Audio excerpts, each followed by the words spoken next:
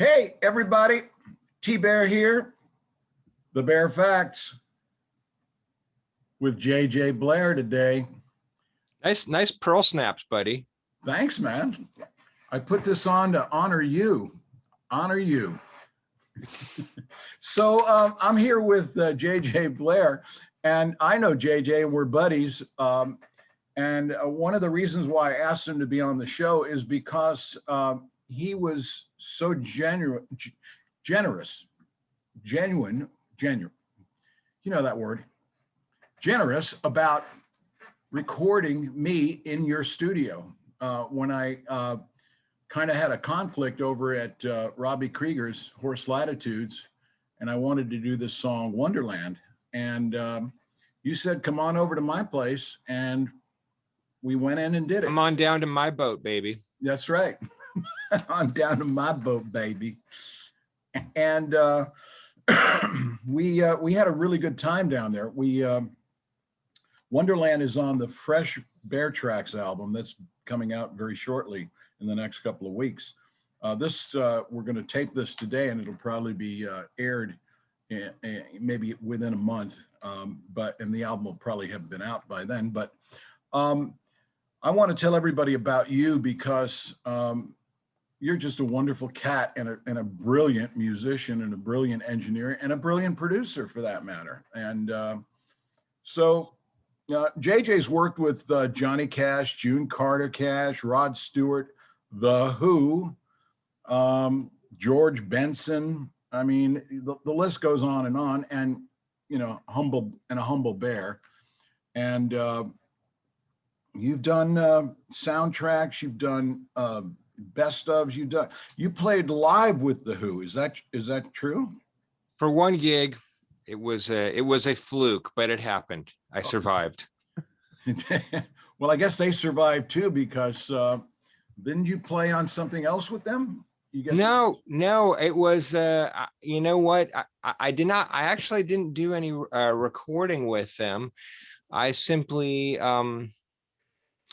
my friend asked me as a favor, and he just thought it would be fun to let me do, was to fill in as keyboard tech, and something happened and I wound up having to be the keyboard player for the gig. So that was that's extraordinary. And then I woke up the next day and someone created my Wikipedia page. It's bizarre. Who knows how these things go down. Well, that's really cool. It must have been extraordinarily well, it's my favorite band, you know, pretty much. So it was fun. I love that band. So you were born in Chicago? I was. In the Windy City, and you grew up there. I did. And your musical roots, I mean, do you remember like the first things that got you interested in doing music? What were the early days like for you? Well, you know, the first thing that happened was my sister was playing the Red and the Blue Beatles double album compilations that were, you know, came out in the early 70s. Okay. And I heard She Loves You, and I lost my shit. I was probably about, I don't know how old I was at the time. I was maybe 5 or 6, but I lost my shit. And then she put on Elton John's Greatest Hits one day, and she played when Saturday Night's All Right for Fighting came on. I knew it was a guitar, and I picked up a tennis racket and I was jumping around pretending I was playing guitar, and I'm like, whatever that is, that's what I want to do. That sound right there is the coolest thing I've ever heard in my so far, you know, short life. But that's the thing. I want to do that thing. And that was it. That's what kind of, you know, basically that got me into being a guitar player. And yeah. And then that eventually being a musician eventually blossomed into thinking of the recording studio as a musical instrument, something that I was interested in doing. And I knew from high school that I wanted to record. That was always, Did that was, did you learn? Were you under the tutelage of somebody? Did anybody mentor you? okay. How did Well, you first thing that get happened into the was recording when part? I got out of high school, I couldn't get an internship at a recording studio. So the next best thing was to get an internship at an ad agency so I could go to a lot of recording sessions with the producer I was interning for, and drive him nuts and be a pain in his ass and not and open my mouth and opine when it was not welcome for. Because there's nothing better than a fucking 18-year-old kid telling you that minor chord's too sad to sell fizzy water. But boy. And then When did you learn the saying, "Don't bore us, go to the chorus"? yeah, I don't remember at some point. Well, that eventually came, but I pretended to go to college for a minute, and they had a really good recording curriculum. And eventually my friend Alan Hirschberg, who no longer engineers, but was a great engineer, he mentored me. Oh, cool. And that's really how I really learned to engineer, aside from all the theoretical stuff that I learned in college. Go to the chorus, get to the chorus, don't bore us. I think that was just hanging out with a lot of musicians who knew how to write good songs. And there was a guy who told me, every great song has a payoff. So it wasn't just a hook. It was just every great song has a payoff, because I always try to remember, because some great songs don't really have a traditional hook or a traditional chorus, but there is a payoff. There is that moment where it like comes together and that you look forward to, and that is the payoff. Yes. So I always try to remember that. But yeah, I got to be around people making records, starting at maybe who surprised you when they came into your studio and you worked with them? Who pleasantly surprised you? Okay, who pleasantly surprised me? Yeah, I'm not going to go the other way because I don't want to get a lawyer's letter, but who pleasantly surprised you? I'm going to tell you who's pleasantly surprised me that I've been working with right now, and that's Smokey Robinson. Oh. And the biggest surprise is just what a really wonderful, down-to-earth, kind person he is, because I have been so surprised in the opposite direction by so many people of that stature. Right. And he really goes out of his way to disarm you, to just be a guy, and let you have some value, and you're not just you're not just a plebe here to satisfy his every whim, which is very frequently what happens with a lot of people when they become stars. Not everyone, but a lot of them. And the fact that he can still at this age still sing his ass off. I mean, I've been very pleasantly. He's a lovely human being. He is a wonderful, wonderful man. But yeah, he was just in here Friday, and it's just, Don't mind me asking, what are you guys working on? His new record. Oh, cool. Very cool. Very cool. So yeah, he's been working with a number of different producers on material, and it's funny. He's very old school. That he finally got a car that has a USB port in it, because I kept having to burn him CDs at the end of every session. But he will just drive around and call me a week later and come in and want to fix like 2 lines or make 1 edit, and be here for an hour or 2, then he goes away and listens. And so it's an interesting, his process is very it's very deliberate, and he's paying a lot of attention, but he wants to take his time with it and live with it. And we live in a day and age where I can do that I don't have to go through, half a day of recall to get back to where I was with him last time. And that's it's nice that technologically I can give him exactly what he wants in that way. In back in the 90s, let's go backwards. You produced and engineered June Carter Cash's 1999 album, and Yes. it won a Grammy. Yes. What was that like to work with June Carter Cash? Boy, I mean, she and Johnny and their son John Carter co-produced with me. He was, he was sort of in charge of picking songs and picking the people, and then I did the, I was the one with the experience of the soup to nuts type of thing, engineering, mixing, all that.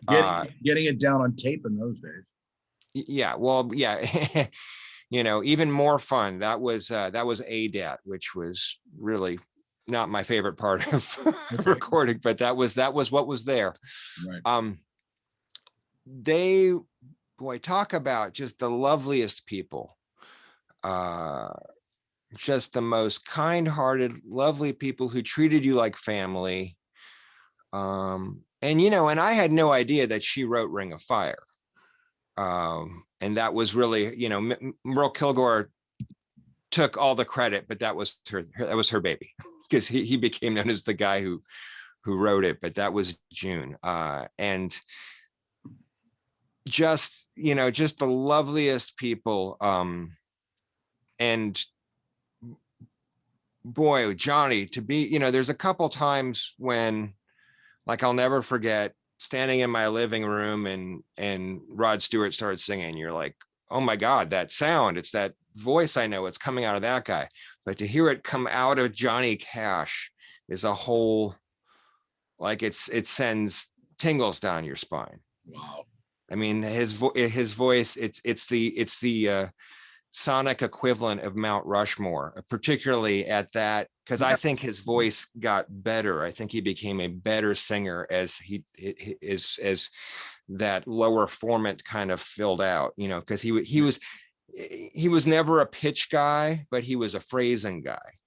But there was something about his pitch and his tone got even better as he aged. And his phrasing just went from being a 10 to a 12, Sure. Yeah, I think there are artists that get better with age. They really do. Yeah. And they're more comfortable in the environment that they're in. They've done a lot of records. They've done a lot of shows. They know exactly where they should be, when they should be there, and how they should, perform. And that's and for a guy like him, that's a particular style where, it's not like it's not like Bette Midler, who's known for being a great singer. What people connected with Johnny is his ability to tell a story. That's what draws you in. And that was the type of, a lot of his songs were stories, and his ability to tell it so well. And he basically becomes like, the country Laurence Olivier at that point, that his ability to command that narrative of what the song is about. And he just became so seasoned at it. That's it's just so masterful. What I'm always amazed at, and I'm just going to run this by you because this is a conversation between two musical cats, is how you can go from a guy like Cash to Weezer. And, one day it's Smokey Robinson. The next day it's Body Count. Yeah, Ryan Adams. The next day it's a T-Bear. How do you prepare yourself? Give us prepare yourself for a session. Do you look into those kind of cats? Do you see what they've done in the past? You're just completely fresh ears as a producer or an engineer? Well, the first thing is, behind all that, I appreciate many different types of music, you Right. know, even stuff I don't connect with. I will try to see what's valuable in that, and have a familiarity with that, and so I have a pretty wide array of things I like to listen to and can even play. I don't know if, you know, I mean, you've seen what we do on Tuesday nights with my friends. We will go, we went from Ambrosia into into like some punk rocks, into like X, you know. Right. It's just That was actually my next topic. Yeah. Is But go ahead. yeah, but anyway, but so I try to have an understanding of many different genres. And in terms of, first off, you know, I meet with the artist or producer, whoever's in charge, or if I'm producing, you know, I try to figure like, whose vision are we going after? How much input do they want of mine? Do they want my opinion? Do they not want they just want a monkey who will push buttons and get sounds that don't suck? Or do they want my opinion on what's going to work? So it really depends from gig to gig. The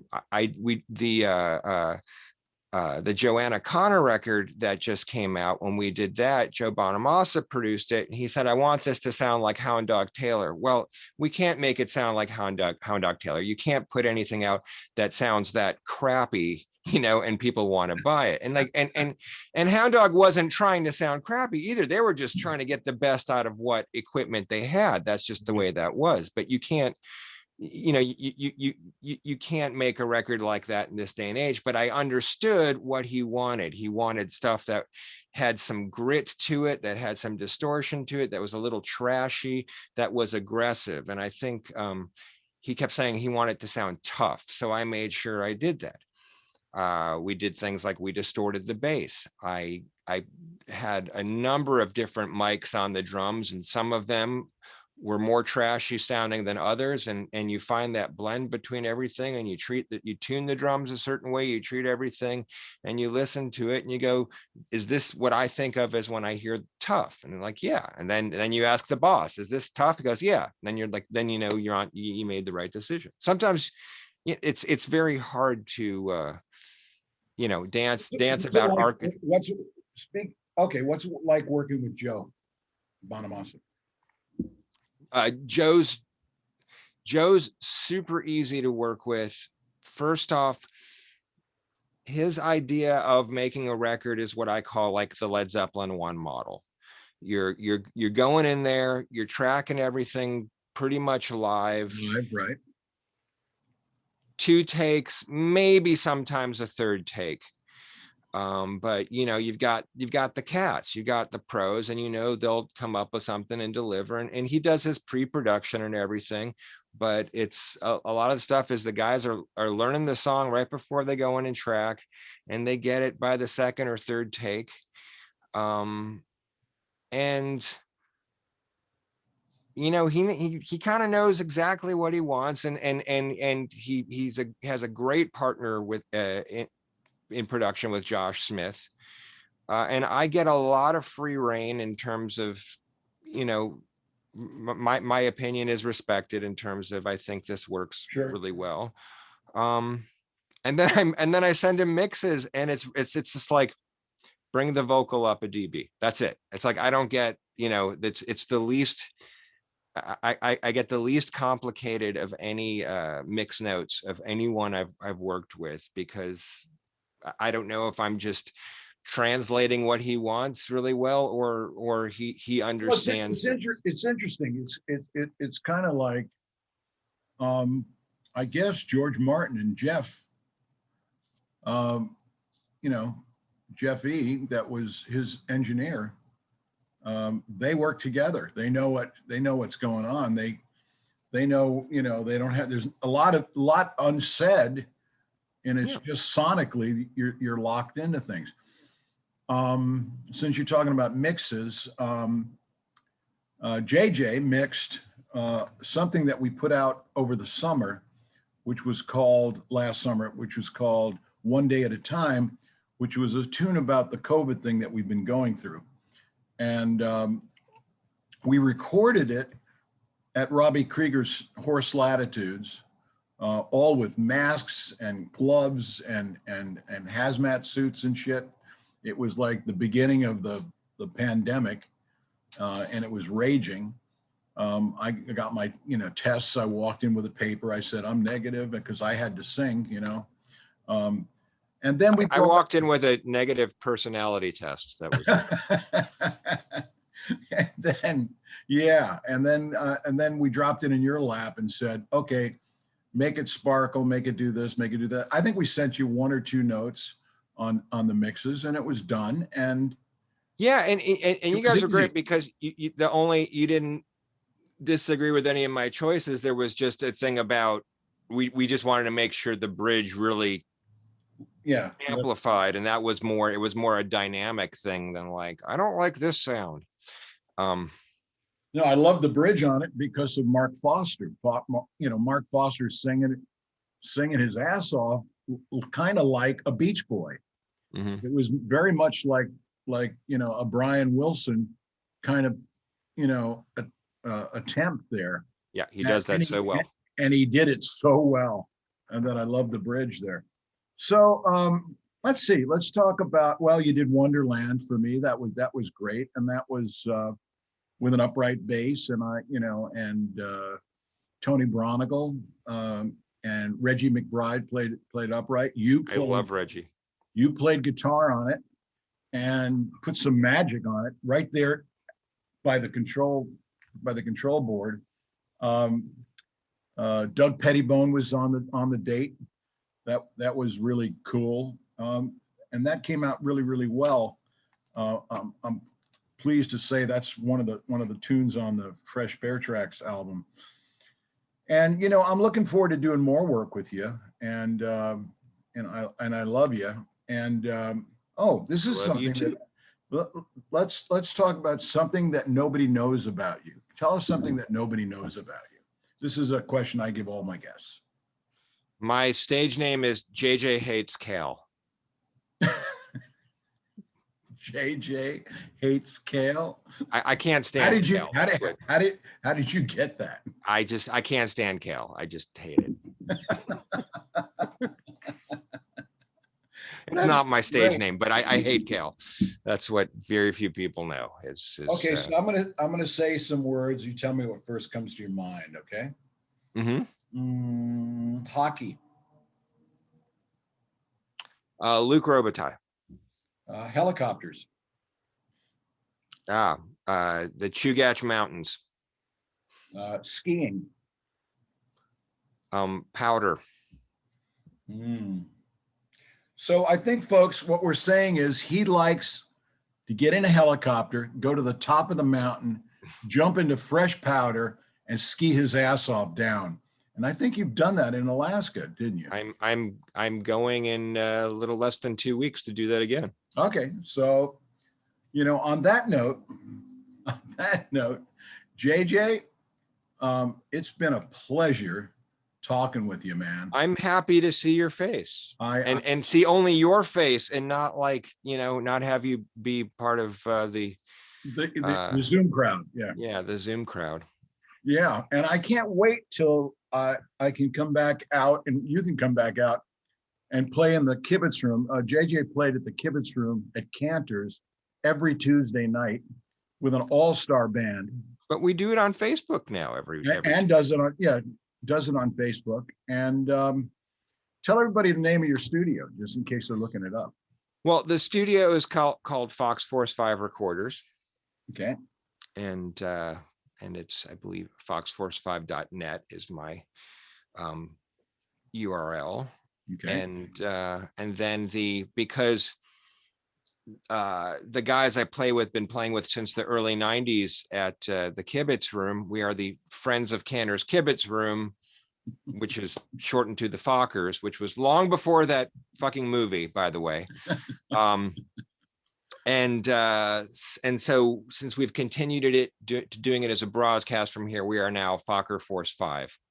So we've that's great, especially because we're not able to do our full complement of a dozen or so guys who join us every week. It's just sort of a core 5 of us that are members of the band All Day Sucker and myself. Okay, well, I'm just going to extend this a little bit. Favorite guitar?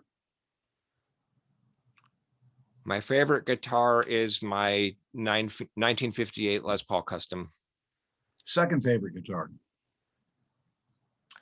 1951 Nocaster Telecaster Fender.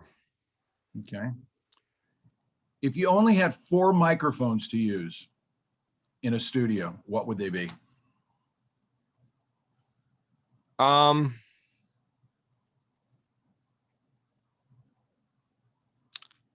A 47, a 251, a 49, and a 67. There you have it, folks. Get your 4 mics. JJ said. I doubt you Start take out a loan if you're going to pick those ones. It's been an honor and a pleasure. I love you, man. Thank you for asking me. I'm so glad Love you to be too. here. And I'll see you around campus, man. Yes. All right, we're going to stop the recording now. Peace and love.